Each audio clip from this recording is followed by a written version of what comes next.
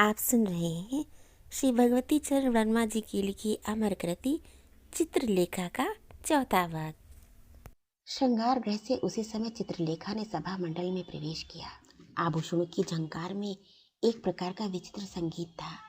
धर्म का नीरस तथा शुष्क वायुमंडल राग से भरे सौंदर्य की मस्ती से विकंपित हो उठा। कांपती हुई उषा के धुंधलेपन को चीरते हुए मानो प्रातःकालीन सूर्य के अरुण प्रकाश ने प्रवेश किया। हेमंत के शीतल तथा शुष्क वायु में मधुमास के हल्के ताप और मतवाले सौरभ का समावेश हुआ। सारा वातावरण ही बदल गया। प्रांगण के बीचों बीच खड़ी होकर चित्रलेखा ने सबसे प्रथम सम्राट चंद्रगुप्त को अभिवादन किया। उस समय उसके सौंदर्य में अभूतपूर्व आकर्षण था। उसका मुख पूर्णिमा के चंद्रमा की भांति था और उसकी लहराती हुई वेणी नाग की भांति थी, जो विष से त्रस्त होकर चंद्रमा से उसका अमृत छीनने को उससे लिपट गया हो। उसकी वेड़ी में गुथे हुए मुक्ता जाल इस प्रकार शोभित हो रहे थे मानो चंद्रमा को संकट में देखकर तारका वाली पंक्ति में बंधकर काली नाक से भिड़ गई थी। उसके शरीर पर महीन रेशम का दुपट्टा पड़ा हुआ था, जिसका होना अथवा ना होना दोनों ही बराबर थे। उसके नीचे उसकी महीन जरी से कड़ी हुई रेशम की चोली थी, जिससे उसके सुडौल उरोजों की आभा फूट निकलती थी। स्वर्ण तारों का लहंगा वो पहने हुए थी, जो रात्रि के उज्जवल प्रकाश में चकाचौंध उत्पन्न कर रहा था। रत्न जटित आभूषणों से वह लदी थी। उस समय वह साक्षात लक्ष्मी रूप में थी। महाराज का अभिवादन करने के बाद चित्रलेखा ने उपस्थित सामंतों की ओर अपनी हंसती हुई दृष्टि डाली। सामंतों का उल्लास सभा मंडल में प्रतिध्वनित हो उठा। प्रत्येक उपस्थित सामंत को उसकी दृष्टि कृतज्ञ करने के बाद बीजगुप्त पर रुक गई। इस बार उसकी आंखों की मुस्कुराहट उसके मुख पर भी दौड़ गई। बीजगुप्त मुस्कुराया। चित्रलेखा के मौन अभिवादन का मौन उत्तर मिल गया। चित्रलेखा ने अब विद्वान मंडली के सामने अपना मस्तक नमाया। जिस समय वह अपनी दृष्टि उस ओर से हटा रही थी, उसने कुमारगिरी को देखा और उसकी दृष्टि उस नवयुवक योगी पर रुक गई। थोड़ी देर तक उसकी दृष्टि कुमारगिरी पर इस प्रतीक्षा में रुकी रही कि वह उसकी ओर देखे, पर ध्यानावस्थित योगी उस समय किसी दूसरे संसार में था। निराश होकर चित्रलेखा ने उधर से आंखें हटा लीं।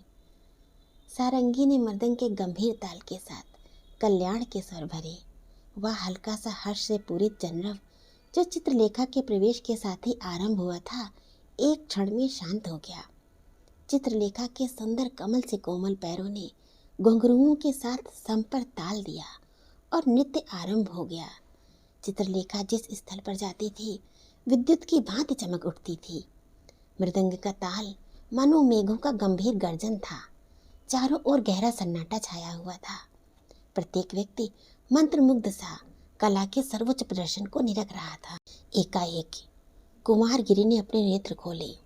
उनके नेत्रों से उस समय एक प्रकार की दैवी ज्योति दीप्यमान हो रही थी।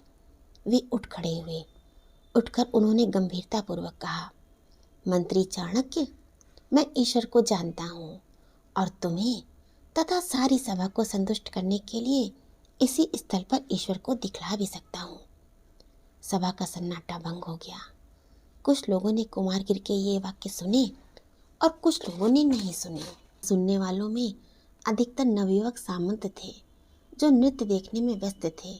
उन्होंने चिल्लाकर कहा, उस योगी को बिठला दो। चित्रलेखा ने भी योगी के वाक्य नहीं सुने। वह उस समय नृत्य में व्यस्त थी। उसके पैरों में अजीब जादू था। कला का अभूतपूर्व कौशल था। महाराज चंद्रगुप्त ने चाणक्य की ओर एक अर्थपूर्ण दृष्टि डाली और चाणक्य ने सम्राट की ओर। योगी कुमारगिरी एक बहुत बड़ी बात करने पर तत्पर थे।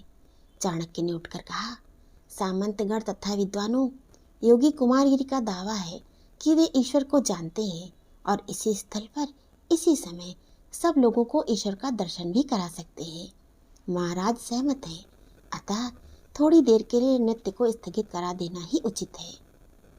इस बार सामंतों ने ये सुना और साथ ही चित्रलेखा ने भी।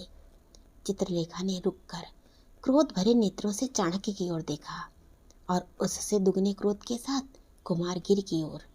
इसके बाद वो चुपके से एक कोने में जाकर बैठ गई।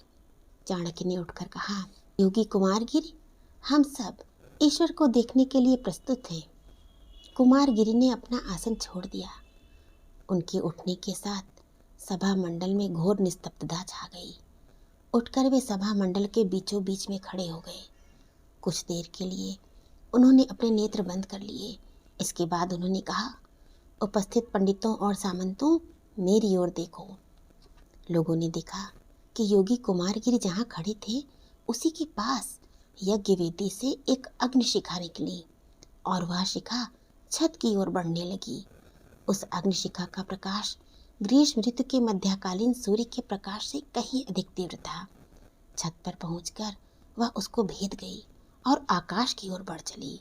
धीरे धीरे वह पतली सी शिखा अग्निशिखा आकार में बढ़ने लगी और उसका प्रकाश इतना तीव्र हो गया कि लोगों के नेत्र उस प्रकाश को ना सहन कर सकने के कारण बंद होने लगी। पर आश्चर्य की बात यह थी कि उस अग्निशिखा में ताप न था, केवल प्रकाश था। कुमारगिरी ने कहा, यह सत्य है। चाणक्य चिल्ला उठे, योगी तुम झूठ बोलते हो, वहां तो कुछ भी नहीं है। इस बार लोगों ने चाणक्य की ओर आश्चर्य से देखा।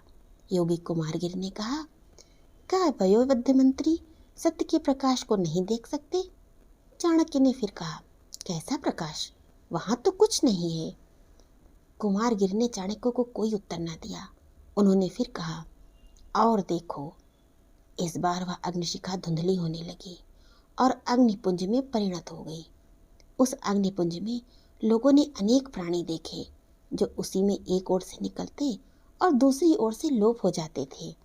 उसी अग्निपुंज में लोगों ने विशाल नगर बनते और नष्ट होते देखे। उन्होंने उसमें पृथ्वी, जल, वायु तथा आकाश देखे। धीरे धीरे वह सब लोप हो गया और वही अग्निपुंज रह गया। योगी कुमारगिरी ने कहा, और ये ईश्वर है। चाणक्य इस बार पागल की भांति चिल्ला उठे, मुझे कुछ नहीं दिखलाई देता। योगी, मैं फिर कहता हूँ कि तुम झूठ बोलते हो। कुमारगिरी ने आंखें बंद कर ली। सब कुछ लोप हो गया। आंखें खोलकर उन्होंने हंसते हुए कहा, मंत्री, मैं ये कहूँगा कि तुम झूठ बोलते हो और मेरे इस कथन की साक्षी सारी सभा है। यहाँ पर उपस्थित सज्जन तुम्हें इसका उत्तर देंगे। लोग चिल्ला उठे, मंत्री झूठ बोलते हैं क्योंकि हमने सत्य और ईश्वर दोनों को देखा है। मर्माहत चाणक्य ने इस बार चंद्रगुप्त की ओर देखा। सम्राट ने भी कहा, मंत्री, कुमारगिरी झूठ नहीं बोलते, हमने सत्य और ईश्वर को देखा है। मेरी आंखों ने आज प्रथम बार मुझको धोखा दिया है नवयुवक योगी। मैं हारा और तुम जीते। इतना कहकर चाणक्य बैठ गए। योगी कुमारगिरी ने चलने को पैर उठाए ही थे कि उन्हें नर्तकी चित्रलेखा के शब्द सुनाई दिए, योगी ठहरो, मेरे भ्रम का निवारण अभी नहीं हुआ। लोगों की आंखें चित्रलेखा की ओर घूम पड़ी। जन समुदाय का कौतूहल बढ़ गया। योगी कुमारगिरी को रुक जाना पड़ा। आगे बढ़कर चित्रलेखा ने कहा, योगी, तुमने जो कुछ दिखलाया था वो मैंने नहीं देखा। मंत्री चाणक्य को सब लोग झूठा ठहरा सकते हैं, पर मैं नहीं। मैं तुमसे सत्य और ईश्वर की दुहाई देकर पूछती हूँ, क्या वास्तव में तुमने भी सत्य और ईश्वर के उस रूप को देखा है जिसको तुमने सारी सभा को दिखलाया है? नर्तकी की आंखें योगी की आंखों से मिल गईं।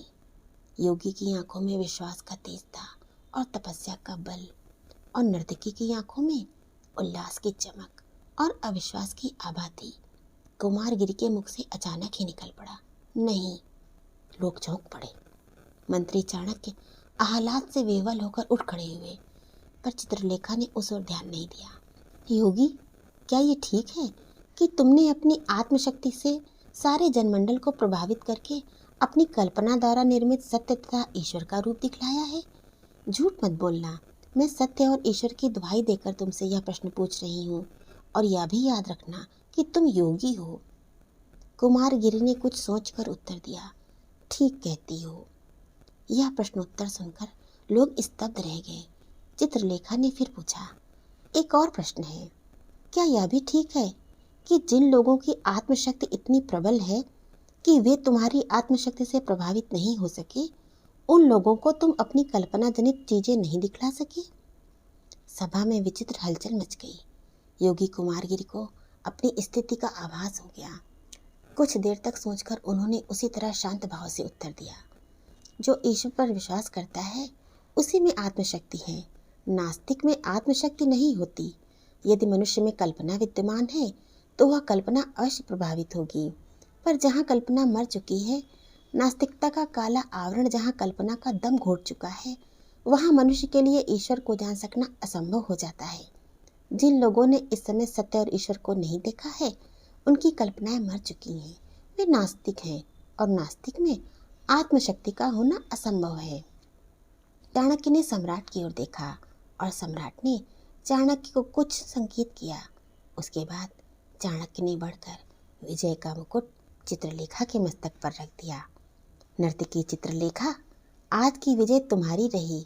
तुमने सत्य के उस रूप को, जिसको आत्मशक्ति के दुरुपयोग के द्वारा भ्रम के आवरण में छिपाने का प्रयत्न योगी कुमारगिरि ने किया था, हम लोगों को दिखला दिया।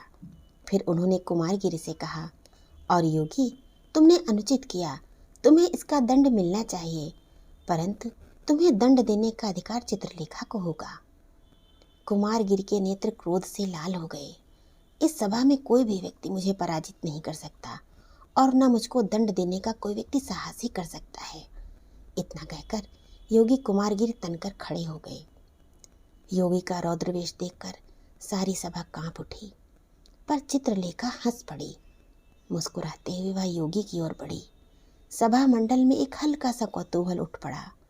बढ़ते समय चित्रलेखा ने सारंगी वालों को कुछ संकेत किया। कुमारगिरि के पास पहुंचकर वह रुकी। योगी, तुम्हें दंड देने का अधिकार मुझको सौंपा गया है, और मैं तुमको दंड देने पर तुली हूँ। मेरा दंड देने का साहस देखो। इतना कहकर उसने सोने का विजय मुकुट कुमारगिरि के मस्तक पर रख दिया। उसी समय सारंगी में ईवन की गत बजी और चित्रलेखा बिजली की भांति सम पर चमक उठी। नृत्य आरंभ हो गया। लोगों ने हर्षध्वनि की। कुमारगिरि अवाक खड़ा रह गया। चित्रलेखा के दूर चले जाने पर उसे होश आया। उस समय सारी सभा हर्षध्वनि कर रही थी। दंड और पराजय, इन पर विचार करना होगा।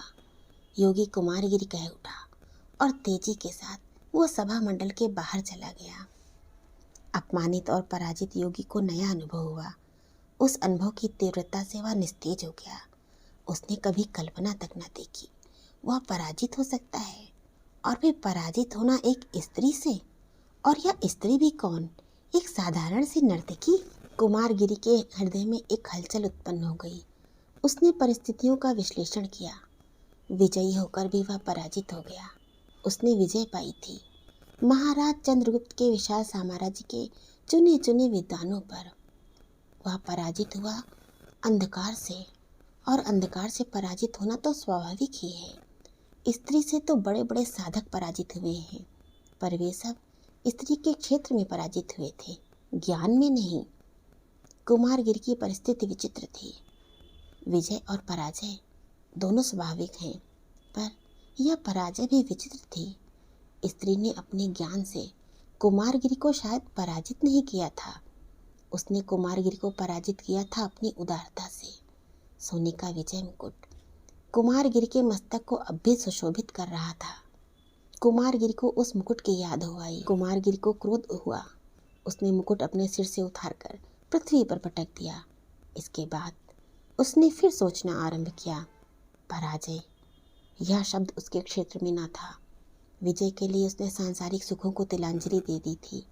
विजय के लिए ही उसने गहरी तपस्या की थी। फिर भला पराजय क्यों? कुमारगिरि उठ खड़ा हुआ। नहीं, पराजय असंभव है। मैं पराजित हो ही नहीं सकता। क्या मेरी साधना का अंत पराजय होगा? कभी नहीं, कभी नहीं। कुमारगिरि की आंखें धूल में पड़े हुए स्वर्ण मुकुट पर पड़ी। कुछ देर तक अविचलित भाव से उसने मुकुट की ओर देखा। उसे ऐसा प्रतीत हुआ मानो मुकुट कह रहा था, योगी, तुम पराजित नहीं हुए, तुम विजयी हुए हो। योगी के शरीर में एक प्रकार का कंपन सा दौड़ गया। कुमारगिरि धीरे धीरे उस मुकुट की ओर बढ़ा। उसके पास पहुंचकर वह रुक गया। विजय युक्त पराजय, कितनी विचित्र समस्या है। क्या मुझको इस विजय उपहार पर कोई अधिकार है? सारी सभा की दृष्टि से मैं उस स्त्री से पराजित हुआ हूँ, यह मुकुट उस स्त्री को पहना दिया गया था। यह मुकुट जूठन है। कुमारगिरी ने अपना मुख फेर लिया। उसने वहां से चले जाने का प्रयत्न किया, पर उसके पैर न उठे। मुकुट वहां पड़ा हुआ था। चांदनी का उज्जवल तथा श्वेत प्रकाश उसकी शोभा को सहस्त्र गुना बढ़ा रहा था। कुमारगिरी ने मुकुट की ओर फिर देखा, पर मुझको यह मुकुट कैसे मिला? जिसको सारी सभा विजयी समझती है, यदि वही अपने को मुझसे पराजित समझे तो फिर विजय किसकी? मेरी। नर्तकी, तुमने मुझसे पराजय स्वीकार की। यह क्यों? इसलिए कि मैं तुमसे पराजित हुई। योगी चौंक उठा। सामने चित्रलेखा खड़ी थी। उसके मुख पर मधुर मुस्कान किलोल कर रही थी। उसकी आंखें हंस रही थीं।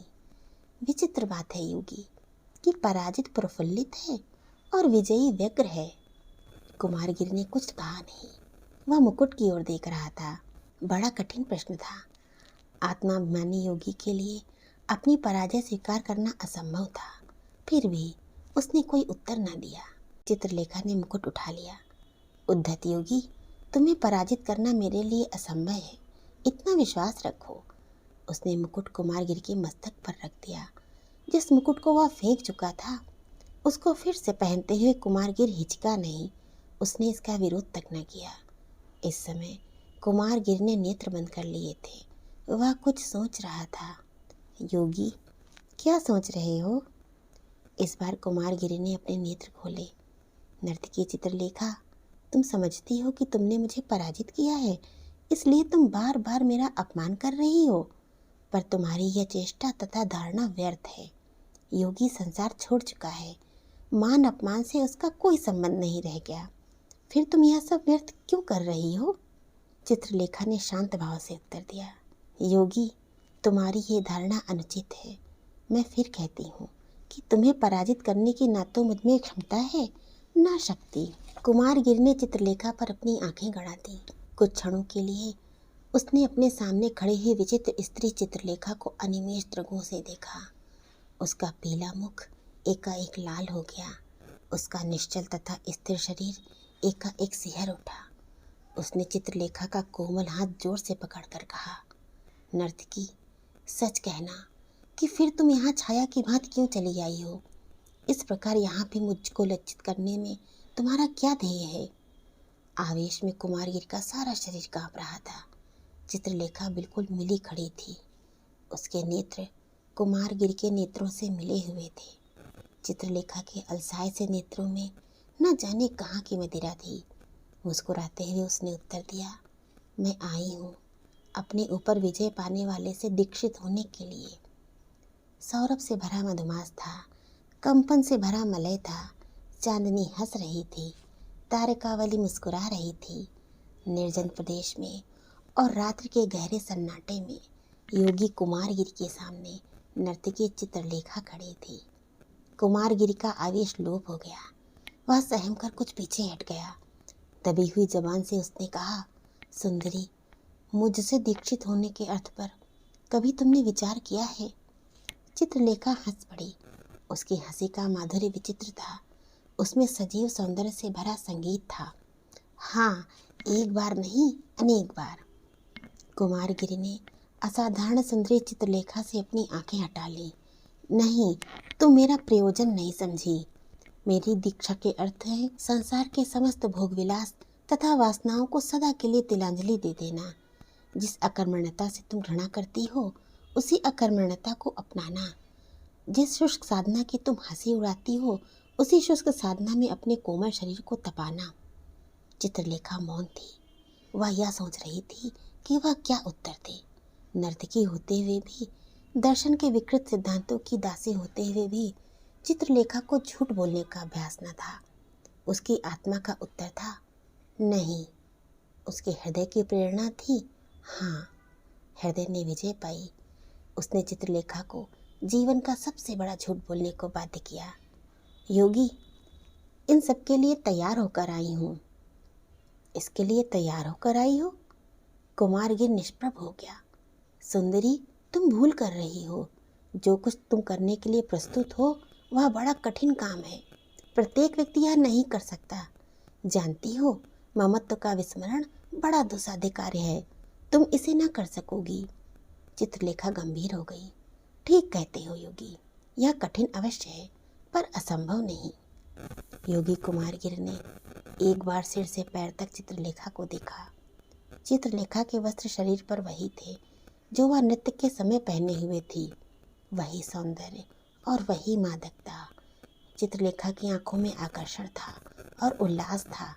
कुमारगिर ने मन ही मन कहा, यह स्त्री असाधारण सुंदरी है। आज तक कुमारगिर ने सौंदर्य की ओर ध्यान न दिया था। प्रेम और वासना का क्षेत्र उसके लिए न था। उस सौंदर्य से योगी के हृदय में एक हल्का सा कंपन हुआ। प्रथम बार योगी ने इस कंपन से युक्त सांसारिक सुख का अनुभव किया। वह सुख कितना विचित्र था। उसने कहा, सुंदरी चित्रलेखा, तुम्हें दीक्षा देना कहाँ तक उचित है, इस पर विचार करना होगा। मैं अभी कुछ नहीं कह सकता। अभी तुम कुछ नहीं कह सकते योगी? चित्रलेखा ने कुमारगिर के शब्द दोहराए। क्यों? क्या तुम्हें मुझ पर विश्वास नहीं, या तुम्हें अपने पर ही विश्वास नहीं? योगी, यह याद रखना, मुझे दीक्षा देने या न देने का अर्थ तुम्हारे लिए चाहे कुछ भी हो, पर मेरे लिए यह जीवन मृत्यु की समस्या है और इस दृष्टि से तुम्हारा बड़ा उत्तरदायित्व है। यदि किसी के पास जल है और वह व्यक्ति पिपासाकुलित अतिथि को जल देने से इनकार कर उसे प्यास से तड़प तड़प कर मरते देखता है, तो यह समझ रखना वह बहुत बड़े पाप का भागी होता है। उसकी आत्मा को सुख मिलना असंभव है। इस उत्तर से कुमारगिर सहम उठे। सुंदरी, तुमसे सारी बातें स्पष्ट रूप से कह दूं। तुम्हें दीक्षा देने से मुझे इसलिए संकोच होता है कि तुम में दर्शन के विकृत सिद्धांतों ने जड़ जमा रखी है। उन सिद्धांतों के साथ तर्क हैं और उन सिद्धांतों पर विश्वास करने वाले व्यक्ति में प्रभाव। मैं डरता हूँ कि कहीं उन सिद्धांतों को तुमसे निकालने की जगह मैं ही न उनमें फंस जाऊं। नहीं, ये नहीं। कुमारगिरी रुक गया। अपनी मानसिक दुर्बलता को उसने पहली बार अनुभव किया था और अनजाने में प्रकट भी कर दिया था। दुर्भाग्यवश उसने इस दुर्बलता को प्रकट किया एक नर्तकी के सामने। कुमारगिरी को अपने ऊपर क्रोध हुआ। उसका शांत मुख उद्विग्नता से लाल हो गया। सुंदरी, मैंने जो कुछ कहा उससे कोई प्रयोजन नहीं। अब तुमसे मेरी केवल इतनी प्रार्थना है कि तुम यहाँ से चली जाओ। मुझे समय दो कि मैं परिस्थितियों पर विचार करूं। बहुत अच्छा योगी, यदि तुम्हें मेरी उपस्थिति से कुछ दुख होता है तो मेरा यहाँ से चले जाना ही उचित होगा। तुम समझते हो कि जो स्त्री तुम्हारे सामने खड़ी है वो अंधकार है, माया है। तुम्हें मेरे विकृत सिद्धांतों से भय होता है, पर यह तुम्हारी धारणा निर्मूल है। जिस समय मैं तुमसे दीक्षा लेने चली गई थी, उसी समय मैंने अपने विश्वासों को, भावनाओं को तथा संस्कारों को तिलांजलि दे दी थी। और रही स्त्री के अंधकार तथा माया होने की बात, योगी, वहाँ भी तुम भूलते हो। स्त्री शक्ति है, वह सृष्टि है यदि उसे संचालित करने वाला व्यक्ति योग्य है। वो विनाश है यदि उसे संचालित करने वाला व्यक्ति अयोग्य है। इसलिए जो मनुष्य स्त्री से भय खाता है वो या तो अयोग्य है या कायर है। अयोग्य और कायर दोनों ही व्यक्ति अपूर्ण हैं। चित्रलेखा वहाँ से चल दी। कुछ दूर जाकर वह रुकी। कुमारगिर की दृष्टि शून्य में गड़ी हुई थी। चित्रलेखा ने कहा, हाँ, एक बात कहना मैं भूल गई थी, वो ये कि मैं तुम्हारे यहाँ कल फिर आऊँगी। तुम्हें विचार करने का यथेष्ट समय दे रही हूँ। यदि मुझे दीक्षा देना उचित समझना तो कल बतला देना। अच्छा, श्री चरणों को दासी का प्रणाम।